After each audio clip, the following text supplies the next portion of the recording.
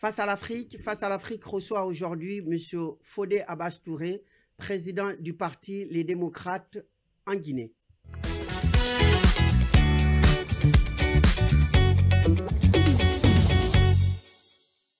Mesdames, Messieurs, bonjour. Donc, vous êtes sur Afrique 1 dans l'émission Face à l'Afrique. Face à l'Afrique reçoit aujourd'hui donc M.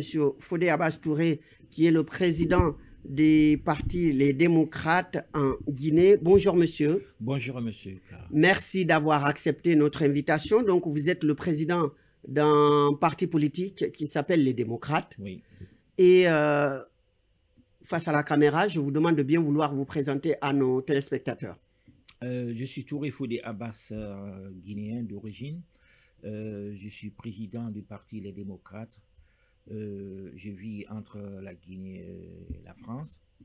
Je suis né en Guinée, en République de Guinée. J'ai comme parcours universitaire, académique, pardon. J'ai fait l'école normale en Guinée. J'ai fait biochimie. J'ai obtenu ma licence en biochimie. Et à partir de 1990, de 1990 jusqu'à 1999, j'ai exercé le métier de professeur de biologie et de chimie dans les classes du secondaire, c'est-à-dire du collège et du lycée.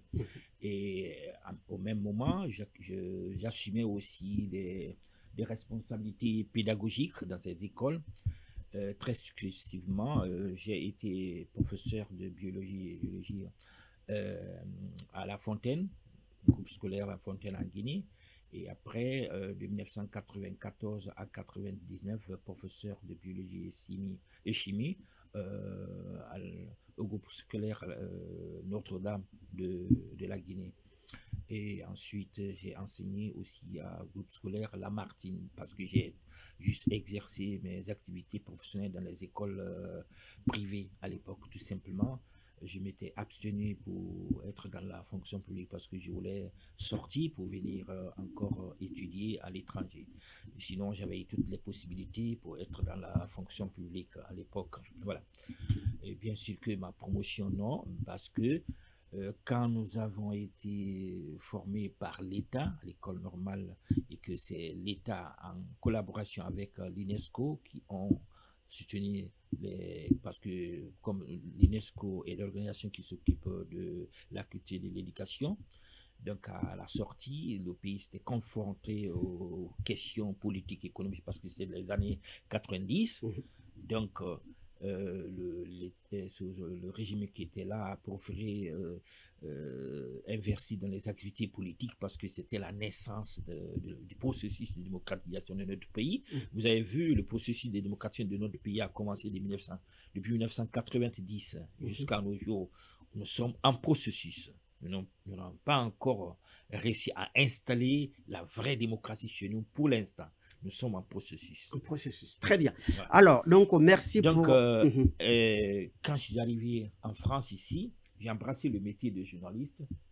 J'étais correspondant de la radio Familia privée en Guinée. J'étais leur correspondant ici à Paris. D'accord. En même temps, je faisais quelques chroniques aussi pour une partie, pour un journal, Jour de Guinée. J'étais aussi leur correspondant ici à Paris. Donc, à partir du moment que j'ai embrassé le métier de journalisme, et j'ai décidé de faire les études de journalisme. Je suis parti à l'Institut supérieur de formation de journalisme à Paris, l'École nationale de journalisme à Paris. Je suis sorti parce qu'ils ont tenu compte des 3 ans de mes études licence en Guinée. J'ai sorti Master 2. Bac plus 5, et qu'un bon journaliste, c'est celui qui maîtrise les questions de droit et économique. J'ai décidé de partir faire l'étude de droit, et c'est ce qui m'a fait retrouver à l'université Paris-Sorbonne, Paris 1. Voilà. Aujourd'hui, je suis sur la rédaction, j'ai étudié jusqu'en 2e année en droit, et puis je suis parti à sciences politiques. Je suis sur la rédaction de mon mémoire sur les questions électorales, c'est-à-dire je suis expert sur les questions électorales, l'option administrateur d'élection. D'accord, voilà. Très bien. Donc, à partir de là, quand je suis venu ici en 2002, je me suis engagé dans la vie associative. J'ai milité dans la coordination des associations guinéennes de France, qui peut être considérée comme la structure interface entre la communauté guinéenne de France et les autorités de la Guinée, et entre la communauté guinéenne et les autorités françaises, l'État qui nous a reçus sur lui. Donc, j'ai milité dans cette structure pendant 10 ans, de 2002 à 2012. 2012, je me suis présenté à l'élection de la présidente de la CAGF. Je n'ai pas eu gain de cause, c'est pas mal.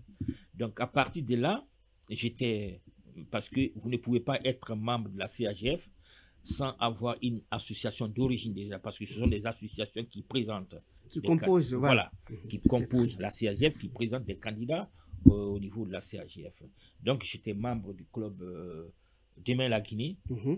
Ce club Demain la Guinée, c'est un club qui a reçu tous les candidats politiques de la République de Guinée, ici en France, à des débats contradictoires entre ses leaders et la communauté guinéenne de France. Donc, on a reçu tous les candidats, commencé par Alpha Condé, Ba Mamadou, Sida Diallo, Badiko, Ba Ousmane, Monsieur Doré Ousmane, ministre de l'économie à l'époque, Monsieur Abessila, et donc, exceptionnellement, nous n'avons pas à l'époque reçu encore d'Alain sur le plateau de DLG. Donc, c'est comme ça un peu mon parcours académique et mon parcours associatif et politique. Étant dans la société civile, nous avons jugé utile de nous lancer en politique. Ainsi, avec mes amis, on a donné naissance au parti Les Démocrates, dont je suis le président aujourd'hui. En quelle année le parti a été créé en 2019, mais il a été lancé le 10 juillet 2021 à Conakry. La première assemblée générale a eu lieu le 10 juillet 2021 en Guinée. Donc, depuis là, nous sommes en processus d'installation de notre parti dans les différentes localités de notre pays, la Guinée. Très bien. Alors, donc, aujourd'hui, donc, il s'agit de la Guinée, qui a eu son indépendance en 1958, oui, avec le président Ahmed Sékou Touré. Et donc, depuis ce temps-là, depuis la disparition du père de l'indépendance, Sékou Touré, la politique en Guinée a connu beaucoup de bas et très peu de hauts, comme on dit. Oui. Alors, donc, comment vous qui êtes un analyste politique, hein, et acteur politique également, comment vous jugez cela de 58 jusqu'à la disparition de Sékou Touré en 1984?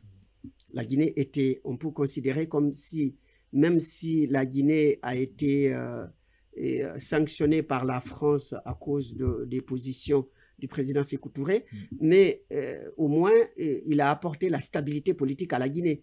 Donc de 84 à nos jours, vous venez même de le dire que c'est un processus. Donc oui, comment vous jugez cela? Comme vous venez de le dire, monsieur Kana, la Guinée a connu des mouvements de haut et bas, les activités politiques en Guinée de 1958 à 1984. De 1958-84, d'abord 58, nos aînés ont posé un acte héroïque, le seul fait de demander l'indépendance totale. Tout de suite. Tout de suite. Qu'est-ce qui est plus cher dans la vie d'un être humain ou d'un peuple qui est plus que son indépendance? La liberté. Sa liberté. Et cette liberté... Et d'ailleurs, le père de l'indépendance, Sékou Touré, a lancé cette célèbre phrase. Vous pouvez la répéter? Non, je ne le retiens pas intégralement. Il a dit, nous préférons la pauvreté dans la liberté que l'opulence dans l'esclavage. Donc, on a préféré être libre. Pauvre mais libre. Pauvre mais libre. Voilà. C'est-à-dire pouvoir exercer. Parce que la liberté, c'est 4 types de liberté. La liberté d'opinion, la liberté d'expression, la liberté de faire va et voilà, d'aller et de revenir. D'aller et revenir. La liberté de choix, de s'impliquer dans un parti de son choix. Cette liberté, franchement, la liberté de choisir religion. C'est ce qui fait que la Guinée est aujourd'hui une république laïque. Donc, nous n'avons pas de problème de religion chez nous. Nous n'avons pas de problème autre, c'est-à-dire qui mettra en confrontation avec une partie du peuple contre une autre. Nous n'avons pas, depuis 58 à nos jours. Donc, je pense que nos aînés ont posé un acte héroïque qui mérite d'être respecté, d'être entretenu. Je ne suis pas d'avis avec certains de mes compatriotes qui condamnent notre indépendance, qui disent que nous avons trop tôt demandé l'indépendance. Au contraire, moi, je voudrais aujourd'hui qu'on se pose la question, qu'est-ce qu'on a fait de notre indépendance? Pas pourquoi nous sommes partis à l'indépendance, mais qu'est-ce qu'on a fait de notre indépendance? De cette indépendance. Je professe cette question. Et que si cette question est posée, chacun trouvera quelque chose à dire. Et ce qui se passe en 58, qui nous a mis dans une contrainte politique entre la Guinée et la France, ça, nous avons récolté les conséquences de ce non qu'on a prononcé en 1958. Parce que nos frères, Sékou Touré, Barry Yawando, Barry III, ils ont choisi ce chemin. Ils ont jugé utile, ce chemin-là qui était utile pour le peuple. Donc, nous sommes partis dans ce sens-là. Donc, en aucun cas, on ne peut mettre, lorsqu'un être humain se demande son indépendance, sa liberté, qu'on mette en cause, qu'on se pose la question qui a trop tôt demandé l'indépendance. Donc, vous êtes un partisan de l'indépendance de cette époque-là. Je n'étais pas né pour le moment, mais à partir de mes recherches que j'ai fait comme études, comme recherche, j'adhère à la démarche de nos aînés. Je suis un partisan de la démocratie, un partisan de la liberté, de l'indépendance de la Guinée. Comme je l'ai dit, aujourd'hui, moi, je voudrais qu'on pose la question, qu'est-ce qu'on a fait de notre indépendance? C'est tout. Voilà. Et si cette question-là est posée, je pense que chacun de nous trouvera quelque chose à dire. Bon, maintenant, l'indépendance arrivée. L'indépendance arrivée. De 1958 à 1984. Le président Sékou Touré a pu maintenir la Guinée dans l'Union. Dans l'Union, il n'y avait pas de division en Guinée. Ouais. Bien sûr, aucun régime n'est innocent. Aucun régime n'est parfait dans ce monde-là. Aucun régime politique n'est parfait. Il y a eu le haut et le bas. Mais ce qu'on peut retenir du régime de Sékou Touré, c'est que le pays était uni derrière un leader. Et le pays, Sékou Touré a laissé en Guinée 114 usines de toute unité, agricole, industrielle, agronomique, tout. Il a laissé ça. La Guinée a 4 régions naturelles, 33 préfectures. Chacune des préfectures a ses spécificités économiques, culturelles, socioculturelles, politiques. Ces spécificités économiques surtout et agronomiques qui ont permis à la Guinée d'assurer son autosuffisance alimentaire. Parce que Sékou Touré, il a prôné pour l'agriculture. Il y avait à l'époque ce qu'on appelle les fermes agro-pastorales d'arrondissement, sous-préfectorales aujourd'hui, à l'époque arrondissement, et préfectorales, qu'on appelle à l'époque fédérales. Il a institué ça. Dans chaque sous-préfecture, il envoyait les outils, le matériel agricole, les machines, ainsi de suite.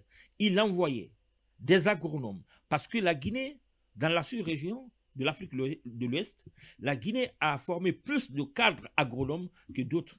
C'est-à-dire ça commence de 1970 jusqu'à sa mort, en 84.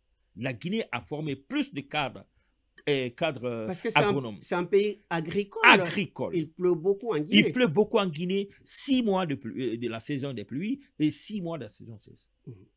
Est-ce que vous voyez? Donc, il a mis l'accent sur l'agriculture, l'agronomie. Il a donné les 33 préfectures.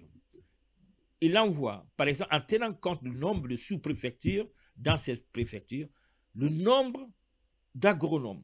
Ces agronomes-là, arrivés au niveau préfectoral, ils sont repartis entre les sous-préfectures, entre les districts. Ce qui fait que chaque district pouvait se retrouver avec 3 agronomes, 3 techniciens supérieurs agronomes qui s'occupaient des agriculteurs dans ces districts. Pour les encadrer. Pour les encadrer. Et l'État envoyait des engrais. D'accord. Voilà. Donc, ce qui faisait que l'OTAN, PDG, la Guinée, dans ce cadre, assumait l'autosuffisance alimentaire. Nos frères qui y vivaient dans les préfectures, dans les quartiers, dans les villages, si vous les voyez à Conakry, dans la capitale, c'est la sécheresse, il a fini de faire sa récolte, il vient vendre ça à Conakry. Dès qu'il finit, il est pressé de retourner au village. Dans son village. Dans son village. Il n'a pas de temps à perdre. Parce qu'il n'y avait pas la faim. Parce qu'il n'y avait pas la faim, rien. Il vivait bien. Il vivait très bien, tranquillement. Il y avait ça, ce côté alimentaire, ce côté agricole. Il a assuré l'autosuffisance alimentaire. Il a assuré l'autosuffisance alimentaire. D'accord. Avec l'union derrière lui. Ça, c'était salutaire. Et à cause du mot non, la Guinée a été sanctionnée par la France. Il y a eu divorce idéologique, politique entre les 2 pays. Sauf en 1982, avec la grâce, les démarches de l'ancien ambassadeur de la France en Guinée, André Lévy, et l'ancien ambassadeur de la Guinée en France, M. Paix à son âme, Elhadj Aboubacar Soumaré, qui ont pu rapprocher les deux pays. Donc, de 1958 à 1984, un leader, un parti unique, mais tout le peuple était derrière ce leader. Oui, il y a eu des choses qui sont passées. Comme je l'ai dit, aucun régime n'est parfait. Donc aujourd'hui, ce que moi je demanderais, si Dieu me donne la chance d'être président en Guinée, ce que je demanderais, c'est la réconciliation des Guinéens. Vérité, justice, réconciliation. On ne peut pas se réconcilier sans qu'on... On dit, l'État est une continuité. Le régime de Sékou Touré n'est plus lui. Mais celui qui est là, le régime qui sera là, assure la continuité. Il peut se présenter devant les faits, qu'on puisse tourner la page sombre de notre pays et qu'on essaye d'avancer. Donc après Sékou Touré, donc il y a eu les militaires qui sont arrivés après au pouvoir. Sékou Touré, Lansana Conté est venu de 1984 à 2008. De 1984 à 1984, Lansana Conté, il a réussi à canaliser les ardeurs des uns et des autres en disant il n'y a pas de vengeance. En bon soussou, en bon français, il n'y a pas de vengeance. Tournons la page et continuons. Il a calmé. Il a réussi à le faire le 3 avril 1984. Les contraintes internationales, les contraintes mondiales obligent, en 1992, le vent de la démocratie sillonne en Afrique. Il a été l'un des présidents africains à accepter la démocratie. Le multipartisme. Le multipartisme. Il a d'abord proposé bipartisme. Nos aînés qui étaient là, qui voyaient ça très mal, à savoir M. Alpha Condé, Bamamandou, Sirajo, Jean-Marie Doré, et ainsi de suite.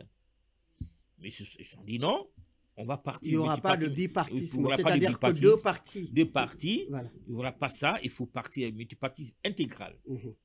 Et c'est en ce moment, nous, la jeunesse, vu que on a envie de voir de nos frères qui sont partis d'ici pour nous apporter un vent nouveau, et nous sommes partis dans les partis politiques. Moi, j'ai choisi le RPG. J'ai milité dans le RPG.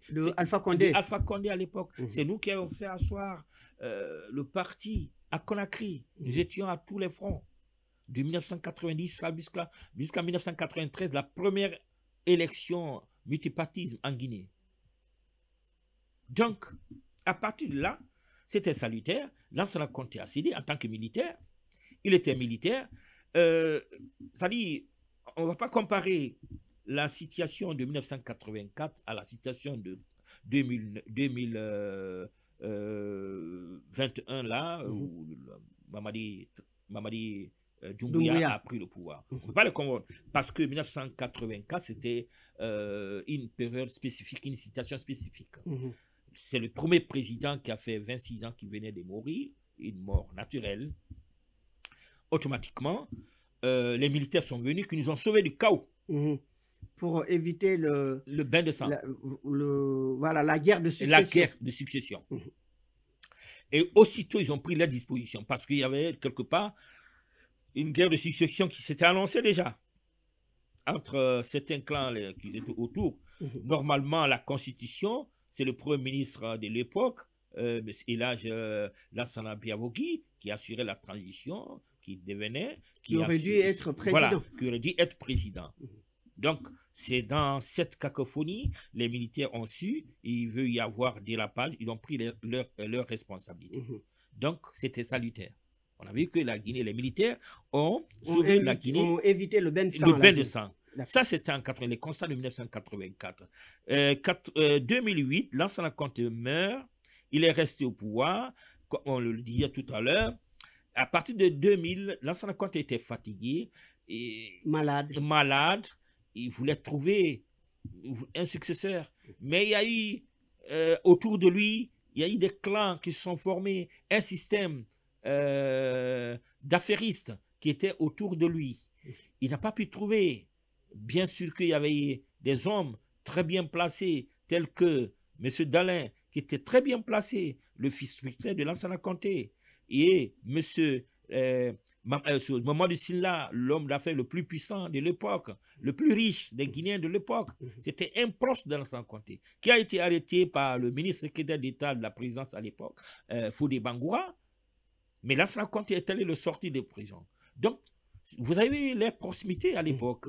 Donc, ces deux personnes-là, Dalin et Mamadou Sylla, pouvaient tranquillement assurer la succession, la continuité. Mais du fait qu'il y a eu beaucoup de clans autour de lui, il n'a pas pu le faire.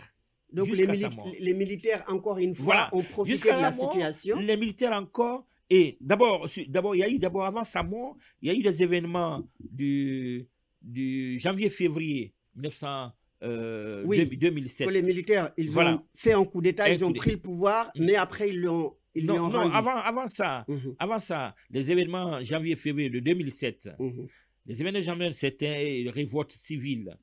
Les populations se sont révoltées, ils en avaient marre du régime militaire, pas Lansana Conté lui, mais le clan affairiste qui était autour de Lansana.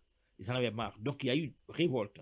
Les événements ont duré, ce sont des événements de janvier, 2 mois, janvier-février. Le pouvoir était dans la rue. Le président de l'Assemblée à l'époque, selon notre constitution, qui assurait la transition, parce que Lansana Conté était malade, fatigué, il ne pouvait pas gérer. Il pouvait prononcer la vacance de pouvoir. Mais le problème, entre le président de l'Assemblée et le président de la Cour suprême de l'époque, de Lamine Sidimé, qui ne s'entendait pas du tout pour la succession, pour cette vacance de pouvoir. Parce que lorsque le président de l'Assemblée lisait son discours de vacance de pouvoir, constatation de vacances de pouvoir, incapacité physique et morale du président Lansana Conté à l'époque de diriger le pays, qu'est-ce qui valide? C'est la Cour suprême qui valide, le président de la Cour qui valide. Et ce dernier n'était pas prêt à valider ce constat du président de l'Assemblée à l'époque, feu Aboubacar Sampari. Donc le pouvoir était dans la rue. Ce qui a fait que les militaires ont repris la main. Encore, le pouvoir est revenu dans la main de... Donc, il y a eu un premier ministre de consensus qui était à l'époque, Elhadji Lansana Kouyaté. C'était le premier ministre de la réconciliation, du consensus. Voilà. Donc, il est mort en 2008, et Dadis est venu au pouvoir. Voilà, les militaires reprennent... Une autre phase de notre histoire. Un autre coup d'État. Un autre coup d'État, maintenant. Un autre coup d'État. Donc, de Dadis Camara. De Dadis Camara. Moussa Dadis Camara. Et nous sommes rentrés directement dans le processus de transition. C'est-à-dire, un régime qui va définir un autre régime militaire s'annonce pour assurer la transition. Dans cette transition, il y a eu des confusions. Les hommes politiques voulaient que Dadi se prononce, qui ne se présentait pas à l'élection qui sera organisée en 2010. Au cours de cette période transitoire, vous avez vu, il y a eu un conseil de transition qui a été mis en place à la place pour légiférer, qui s'occupe, qui est à la place de la Cour suprême, parce que nous sommes dans une situation exceptionnelle, circonstances exceptionnelles, démarche exceptionnelle. Voilà.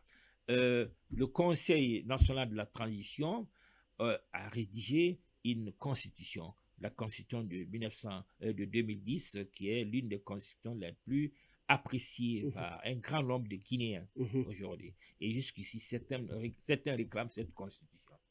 Mais l'erreur s'est glissée dans ce processus de transition de 2008 à 2010, c'est parce que tout simplement, la nouvelle constitution qui a été rédigée, elle n'a pas été mise à l'approbation du peuple, que le peuple se prononce.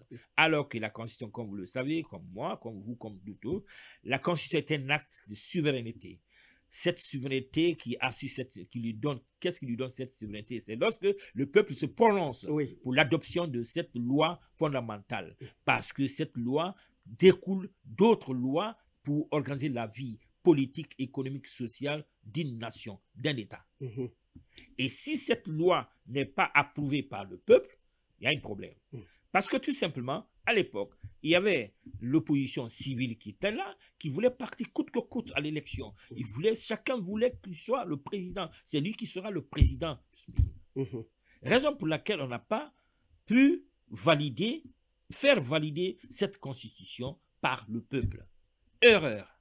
Et on a mis un article dans cette constitution, l'article 154, pour dire que le président qui sera élu au terme de cette transition, il présentera et soumettra cette constitution à l'approbation du peuple pendant 6 mois, pendant une période de 6 mois. Cet article-là n'a jamais été respecté. Ah oui? Oui, après l'élection, Alpha Condé devient président en 2010. Il est resté combien de temps? Il a fait 5 ans premier mandat. Il a fait 2 mandats et il a sollicité un troisième. Oui, il est resté 10 mois. Et pour solliciter le 3e mandat, il a fait une autre constitution. Oui, il a modifié la constitution. Il a modifié la constitution. Oui. Alors que la situation dans laquelle la Guinée se trouvait à l'époque, le seul leader qui a proposé à ce qu'on soumette cette constitution à l'approbation du peuple, c'est El Hadj Lansana Kouyaté. À l'époque, lui, il venait de créer son parti en 2009. On a dit non, c'est parce que lui, il vient de créer son parti, donc son parti n'est pas bien assis, il ne veut pas qu'on aille aux élections. Il s'est tué. Vous comprenez que ce monsieur, c'est un homme politique, mais un diplomate qui a géré beaucoup de conflits en Afrique. Hein? Donc, c'est quelqu'un qui connaît un peu, lorsqu'on ne valide pas une loi fondamentale d'un État, où ça va les amener? Par référendum. Par référendum. Donc, son constat, et qu'est-ce qui s'est passé après? Nous sommes encore au retour, nous sommes encore sur une période transitoire. Il faut encore une constitution. Il faut encore une constitution. Donc, cette transition de 2008, 2009 à 2010 a été bâclée. On n'a pas pu faire. Donc, raison pour laquelle, nous partons de 2010 à 2021. Alpha Condé, l'élection de 2010, et je le dis ici, avec l'observation de beaucoup de personnes, que ce soit au niveau national qu'international, chacun est conscient que l'élection de 2010, ce n'est pas M. Alpha Condé qui l'a gagné. Mais nous sommes tombés sur un leader, sur Dalin, qui a accepté de perdre. Le peuple s'est résigné. Mais en réalité, c'est Dalin qui a gagné. C'est Dalin qui avait gagné. Voilà. Donc, ok, nous sommes contents parce que la Guinée n'est pas partie dans un chaos politique. Il n'y avait pas de conflit, il n'y avait pas de violence. Nous sommes partis. L'opposant, le plus vieux opposant qui a milité pendant 40 ans dans l'opposition guinéenne, il est arrivé à prendre le pouvoir en Guinée. Alpha Condé. Tout le monde était content. Tout le monde. Pourquoi? Parce que, vu le combat qu'il a mené pendant 40 ans dans l'opposition, Et il a fait même la la prison. prison, il a refusé tout.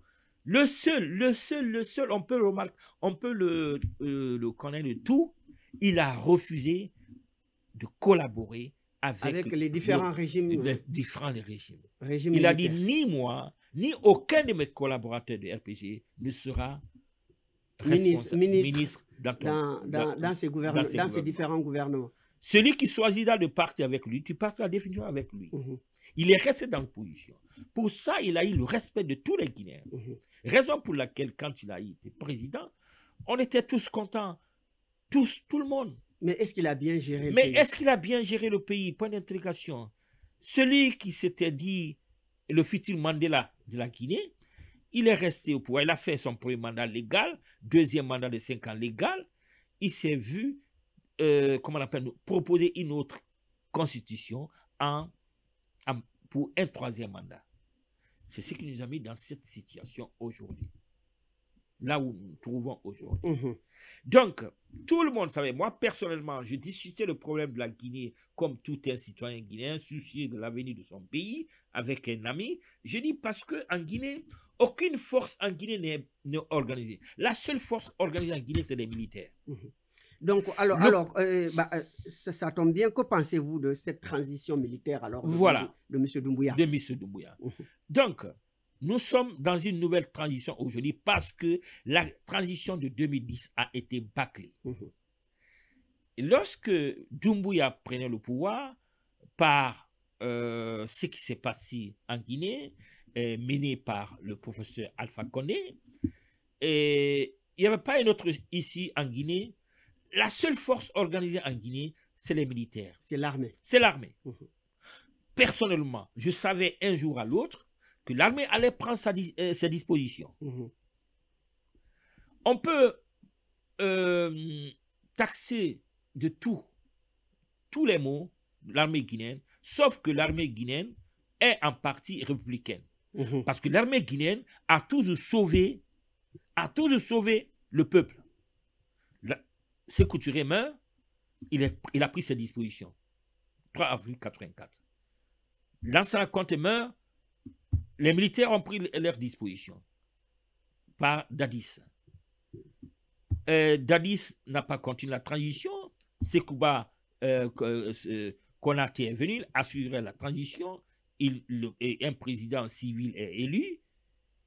Il quitte. Lui n'est pas parti. Un civil qui voulait instaurer une vraie démocratie, qui se disait vrai démocrate, il s'est cramponné au pouvoir. Les militaires sont venus, les militaires ont pris leur disposition. Voilà, ils étaient obligés de le pousser dehors. Il était obligé de le pousser au dehors. Ce groupe de militaires qui est venu, dont M. Mamadi Doumbouya est le président aujourd'hui, président de la transition, il a sauvé la Guinée d'un chaos politique. Ça, c'est un acte salutaire, c'est un acte courageux. Il s'est sacrifié, il a pris ses dispositions pour faire partie un président. Il n'a pas été tué, rien. On l'a mis à la retraite. À la retraite politique, c'est tout. Il faut changer aussi, il y a d'autres hommes, il y a d'autres citoyens. Donc maintenant, est-ce que cette transition est mieux menée? Donc, cette transition, qu'est-ce qu'on peut remarquer? Il y a eu en 84, 2008, 2010, les démarches de ces groupes militaires, de ce groupe militaire de 2021 et les démarches des 2 autres groupes militaires précédemment sont différents. Mamadi Doumbouya a mis en place un système de consultation. Il a consulté la classe politique. Il a consulté la société civile. Donc, les propositions de chaque parti qui ont été consignées dans un document qui nous a donné ce qu'on appelle la charte de la transition. Dans cette charte de la transition qui est là, c'est dans ça, puisque la Constitution est suspendue, c'est dans ça qu'il tire sa légitimité. Qu'on tire, pas sa légitimité politique, on ne parle pas de ça, mais qui nous a été présenté, parce que ça, c'est un acte tripartite, c'est-à-dire la classe politique, la société civile et les autorités de la transition qui ont posé cet acte. Donc, c'est un document qui gère la transition, pour gérer la transition, parce que la Constitution est suspendue. Voilà. Il a promis, la question qui se pose aujourd'hui, on ne peut pas parler des actions économiques de Mamadi, parce qu'on considère tout ce qu'il est en train de réaliser comme grands travaux en Guinée aujourd'hui. Ce sont des contrats qui étaient là, signés, mais l'exécution manquait. Il n'y avait pas une volonté politique. C'est les projets de Alpha Condé. Voilà, c'est le projet de l'ancien régime, Alpha Condé, qui ont peut-être en quelque partie financé ou pas financé, parce qu'il n'y avait pas une volonté politique, il n'y avait pas une vision de continuer la construction du pays, mais donc à son actif, parce que c'est lui qui est en train de les mettre en exécution aujourd'hui. Donc c'est à son crédit. C'est à son crédit. D'accord. Donc ça, personne ne peut vous dire le contraire. Il est en train de travailler sur le terrain.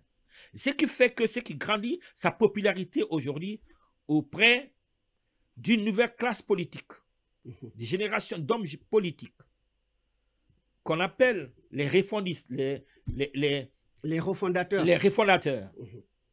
Les refondateurs, les réformistes, les progressistes, qui soutiennent aujourd'hui l'action du gouvernement et Mamadi Doumbouya en personne. D'accord. Et que pensez-vous de l'opposition actuelle? Aujourd'hui, qu'est-ce la situation de l'opposition, parce que le temps... La situation de politique chez nous, il y a... On ne peut pas le dire, mais moi, mon analyse, ce que j'ai constaté, il y a une confrontation idéologique aujourd'hui sur le terrain en Guinée entre les anciennes pratiques, c'est-à-dire les partisans des anciennes pratiques et les partisans de la nouvelle génération d'hommes politiques. Il y a cette situation-là qui est là sur place en Guinée. Personne ne peut vous dire le contraire. Ce qui fait que ceux qui optent pour la refondation, pour les réformes, ils soutiennent l'action du gouvernement et Mamadi en question, en personne. Tous ceux qui sont derrière lui aujourd'hui, ce sont des jeunes générations, des hommes politiques qui viennent de créer des partis politiques, qui ont des agréments ou pas, qui soutiennent. Maintenant, cette vieille classe politique qui est là. Oui, c'est-à-dire le parti de Lansana Conté, le parti de Lansana Conté, de Sékou Touré, de Dalin, de Elhadj Lansana Kouyaté, ainsi de suite. Sidia Touré, Mamadou Silla, ainsi de suite, qui sont là aujourd'hui. Est-ce qu'ils sont populaires? Est-ce qu'ils ont des militants? Ils sont aujourd'hui, oui, comment on appelle ça, le UFDG a des militants, RPG a des militants, Alpha Condé n'est plus au pouvoir, mais il a la même mise sur son parti jusqu'ici. Il a sa popularité, il a son bastion en Haute-Guinée. Il a sa popularité, il a son bastion en Haute-Guinée. Jusqu'ici, jusqu'au moment où on le dit. Mais le problème, c'est qu'est-ce qui va se passer? Mamadi, qui sera le leader, le nouveau leader des refondateurs, des hommes qui prônent pour un changement. Donc, la plupart attendent à ce que Mamadi se manifeste. Parce que la question qui se pose aujourd'hui, il ne s'est pas encore manifesté s'il est candidat ou pas. Lui, officiellement. Mais on sait déjà qu'il sera candidat. La question qui se pose aujourd'hui, ce n'est pas du fait que Mamadi n'a pas le droit à se présenter, ou soit il a le droit, soit il n'a pas le droit. Mais non. La question qu'on peut poser, comment il peut être candidat? D'accord. Okay. Parce que les statuts de l'armée guinéenne, les militaires, sont considérés comme des citoyens, comme vous, comme moi. Ils ont les mêmes droits comme les citoyens civils. Ils ont les mêmes droits. Ce qui fait que par conséquent, ils ont le droit à faire les activités politiques, mais à seule condition qu'il y ait une condition spécifique, ce qu'on appelle la mise en disposition spéciale. D'accord, parce qu'on me signale à la régie qu'on est à la fin de l'émission. Juste un mot, si vous le souhaitez, donc pour votre parti. Oui. Et est-ce que vous êtes candidat vous-même personnellement ou bien est-ce que vous envisagez Euh, faire des alliances? Aujourd'hui, le système politique tel qu'il est fait en Guinée, forcément, on doit parler des alliances. C'est les alliances, parce que, comme vous le savez, le pouvoir politique se partage. Mais pour l'instant où nous sommes, notre parti n'est pas encore engagé dans une alliance parce que nous considérons que les conditions d'une alliance pour nous ne sont pas encore réunies. Et jusqu'à ce que j'arrive sur place en Guinée, ensemble avec mes collaborateurs, mes amis, nous allons voir qu'est-ce qu'il faut faire en voyant la situation sociopolitique en Guinée. Je le dis une fois encore de plus, nous n'excluons pas de nous engager dans une alliance. Ce n'est pas exclu. Mais il faudrait-il que les conditions d'une alliance soient réunies sur table. Comme vous le savez, qui parle d'alliance, c'est de deux ou plusieurs partis qui s'engagent. Dès qu'on parle d'alliance, on parle du partage du pouvoir, ce qu'on appelle une coalition. Une coalition gouvernementale, une coalition législative, une coalition communale, parce qu'il n'y a que ce type d'élection chez nous. Quand il s'agit, par exemple, d'une coalition communale, à une élection spécifique, des préoccupations spécifiques. Vous êtes d'accord avec moi? Les élections communales ont des préoccupations de salubrité, de santé, construction des écoles, préoccupations locales qui s'occupent de l'organisation de la population locale, en mettant par exemple en place des structures d'accompagnement dans une structure. Donc il faut être d'accord sur un programme commun. Un programme commun. Et la même chose pour les élections législatives, qui a une dimension nationale, qui s'occupe de du contrôle de l'action gouvernementale pour voter des lois et organiser la vie au niveau national. L'élection présidentielle a plus de préoccupations au niveau national. Et un président qui sera élu, il sera un président qui décide et dirige, un président qui négocie, un président arbitre. Mais nous ne pouvons pas rentrer en détail de tous ces éléments-là. Un président qui dirige, un président qui arbitre, un président qui négocie, sauf le jour où nous allons, comment on appelle ça, soumettre la Constitution à l'approbation du peuple, et le peuple se prononce. À partir de là, il y a des articles qui vont nous dire qu'est-ce qu'il faut faire, quel sera le rôle de parti. Donc, notre parti, pour l'instant, nous ne sommes pas engagés dans une alliance, mais nous sommes disposés à nous engager dans une alliance pour quand même gérer le pays, que ce soit au niveau local et au niveau national. Très bien, donc je vous remercie beaucoup, Monsieur Touré, d'être venu, parce que là, on me signale à la régie qu'on a largement dépassé notre temps. Mais je remercie les téléspectateurs d'avoir suivi cette émission. Je remercie la régie de nous avoir permis de réaliser cet entretien très riche. Nous aurons l'occasion de revenir sur la Guinée, parce qu'il y a encore le temps pour la transition. Je remercie donc les téléspectateurs d'avoir suivi l'émission. Je vous souhaite une excellente soirée et à très bientôt sur Afrique 1 dans l'émission Face à l'Afrique. Et je remercie Faisal Sidiki depuis la régie. À très bientôt.